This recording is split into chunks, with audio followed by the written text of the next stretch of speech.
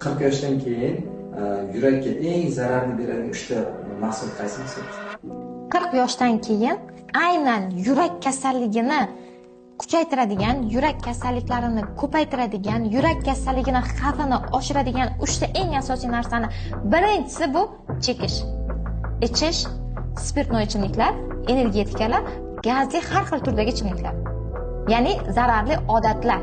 Buni xohlaysizmi, yo'qmi, zararli odatlar butun dunyoda tasdiqlangan, haqiqatan yurak kasalliklari xavfini oshiradi. Buni hech qanday inkor qila olmaysiz. Dunyoning u chekkasiga bormaysizmi, sizga shu narsani aytadi. Ikkinchi narsa, kam harakat.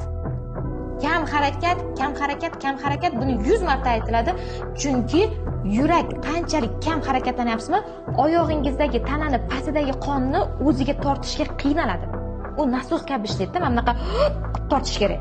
Har safar qilib tortishiga kuchi yetmaydi. O'zingiz shunaqa olib ko'ring, bir narsani, hadeb og'ir narsani torting, qanaqa kuchsizlanib, charchab borasiz. Xuddi shunaqa yurmayapsizmi? Oyoqlarda, venalarda qonlar qolib ketadi. Yurak uni tortishga qiynaladi, borgan sari kuchini yo'qotib boradi.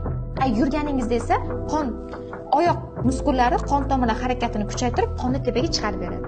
Uchinchisi, kechqurungi ovqatlar. Kechki ovqatlar sizning dushmaningiz.